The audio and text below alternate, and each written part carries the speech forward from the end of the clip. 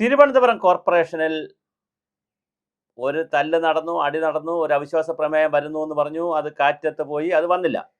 20 seat മാത്രമുള്ള കോൺഗ്രസിന് 34 seat വേണ്ട, ഒപ്പുവരപ്പെടേണ്ട രീതിയിൽ അവിശ്വാസം അവതരിപ്പിക്കാൻ കഴിയില്ല. എന്നാൽ 29 സീറ്റുള്ള CPM അടുത്ത പണി തുടങ്ങുകയാണ്. അവർ അവിശ്വാസം കൊണ്ടുവരുമെന്നാണ് ദീപക് പറഞ്ഞിരിക്കുന്നത്. പ്രതിപക്ഷ നേതാവായിട്ടുള്ള ദീപക് പറഞ്ഞിരിക്കുന്നത് നിർബന്ധമായും CPM ഇടതുപക്ഷം അവിശ്വാസം കൊണ്ടുവരുമെന്നാണ്. അപ്പോൾ ഇടതുപക്ഷ അവിശ്വാസം കൊണ്ടുവരുന്നതിനിടയിലാണ് ശിവൻകുട്ടിയും വി ജോയും തമ്മിൽ അടി നടന്നത്. ശിവൻകുട്ടി പറഞ്ഞത്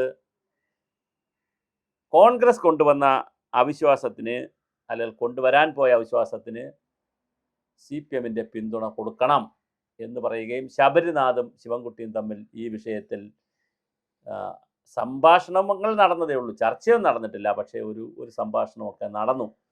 ഞങ്ങൾ അവതരിപ്പിക്കാം, നിങ്ങൾ സപ്പോർട്ട് ചെയ്യണം എന്ന് പറഞ്ഞ് അതിൽ ശിവൻകുട്ടി സമ്മതിക്കുകയും ചെയ്തിരുന്നു.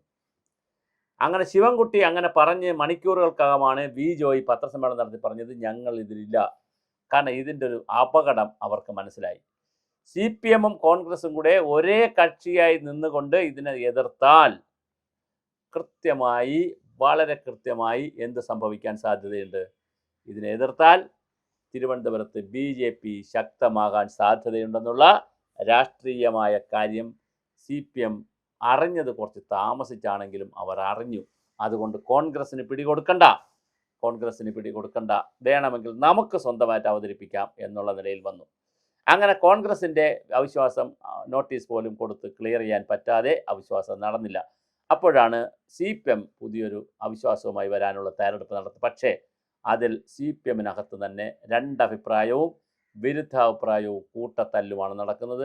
ശിവൻകുട്ടിയുടെ നേതൃത്വത്തിൽ എങ്ങനെയും BJPയുടെ സംവിധാനത്തെ പുറത്തിറക്കണം എന്ന് പറഞ്ഞു നിൽക്കുമ്പോൾ, അങ്ങനെ എങ്ങനെയും പുറത്തിറക്കിയാൽ, അതൊരു രാഷ്ട്രീയ തത്വദീക്ഷയൊന്നും ഇല്ലാതെ പുറത്തിറക്കിയാൽ നമ്മൾക്ക് വലിയ പണി കൊടുക്കേണ്ടി വരും, അല്ലെങ്കിൽ വലിയ പണി കിട്ടും എന്നാണ് വി ജോയിയുടെ നേതൃത്വത്തിലുള്ള CPMൻ്റെ ഗ്രൂപ്പ് പറയുന്നത്. അപ്പോൾ ശിവൻകുട്ടിയുടെ ഗ്രൂപ്പും ജോയിയുടെ ഗ്രൂപ്പും തമ്മിലുള്ള ആത്മസംഘർഷത്തിൽ തിരുവനന്തപുരം കോർപ്പറേഷൻ ഭരിച്ചു പോവുകയാണ്. VV രാജേഷ് പറയുന്നത് 10 പ്രാവശ്യമെങ്കിലും ഇത് 5 വർഷത്തിൽ 2 പ്രാവശ്യം 6 മാസം കൂടുമ്പോൾ തെരഞ്ഞെടുപ്പ് ഇത് കൊടുക്കാമല്ലോ, ഓരോ 6 മാസത്തിൽ അവിശ്വാസം കൊടുക്കാം, അങ്ങനെ 10 അവിശ്വാസമെങ്കിലും വരുമെന്ന് പറഞ്ഞാണ് VV രാജേഷ് വളരെ സന്തുഷ്ടനായിരിക്കുന്നു. പക്ഷേ ഇവിടെ പ്രശ്നം അതല്ല.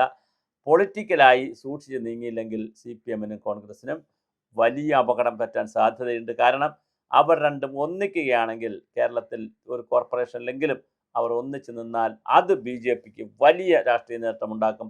പിന്നെ ഒരു തെരഞ്ഞെടുപ്പിലേക്ക് വന്നാൽ BJPക്ക് പാട്ടും പാടി ജയിക്കാൻ പറ്റും എന്നുള്ള ഒരു രാഷ്ട്രീയമുണ്ടല്ലോ, ആ രാഷ്ട്രീയം CPM നന്നായി തിരിച്ചറിഞ്ഞു. അതുകൊണ്ട് തന്നെ ശിവൻകുട്ടിയുടെ ഫോർമുല വേണ്ട, ശിവൻകുട്ടി പറയുന്നതൊന്നും ചെയ്യണ്ട എന്ന് പറഞ്ഞ രീതിയിലേക്ക് മാറി. അതൊരു സംഘർഷാത്മക നിലയിലേക്ക് മാറി, ഗ്രൂപ്പിൻ്റെ അടിസ്ഥാനത്തിലേക്ക് കാര്യങ്ങൾ മാറി. അപ്പോൾ വി ജോയി ജില്ലാ സെക്രട്ടറി ആയതുകൊണ്ട് വി ജോയിയുടെ വാദങ്ങൾക്കാണ് ഇപ്പോൾ മുൻതൂക്കം കിട്ടിയിരിക്കുന്നത്.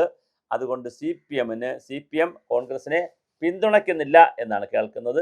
പക്ഷേ പിന്തുണയ്ക്കണം എന്നായിരുന്നു ശിവൻകുട്ടിയുടെ വാദം. അങ്ങനെ CPMനകത്ത് വലിയ ആശയക്കുഴപ്പത്തിലാണ് തിരുവനന്തപുരം കോർപ്പറേഷൻ്റെ. അവിശ്വാസം വയ്ക്കണോ വേണ്ടേ, അവിശ്വാസം അവതരിപ്പിക്കണോ, അങ്ങനെ അവതരിപ്പിക്കണമെങ്കിൽ 34 പേരെ കിട്ടുമോ? ഇനി കണ്ണമൂലയിലുള്ള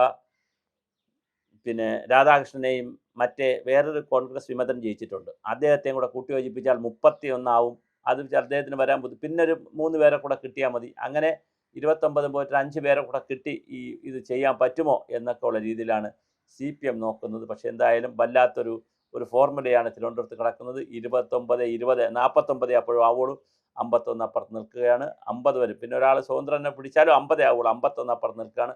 അപ്പോൾ എങ്ങനെയാണ് ഇതിനകത്ത് കൃത്യമായി മുന്നോട്ട് കൊണ്ടുപോവുക എന്ന് അറിയില്ല. വളരെ കൃത്യമായിട്ടുള്ള ചില കാര്യങ്ങളുള്ളത്. ഈ ശിവൻകുട്ടിയും വി ജോയും തമ്മിൽ വലിയ സംഘർഷത്തിലാണ്. അവർ പരസ്പരം പോരടിക്കുകയാണ്. ശിവൻകുട്ടിയെ സംബന്ധിച്ചിടത്തോളം VV രാജേഷിനെ ഇറക്കണം, വി ജോയിയെ സംബന്ധിച്ചിടത്തോളം ഇറക്കണം. പക്ഷേ അതിനൊരു തത്വദിശ ഇല്ലെങ്കിൽ പാർട്ടി വലിയ വില കൊടുക്കേണ്ടി വരും.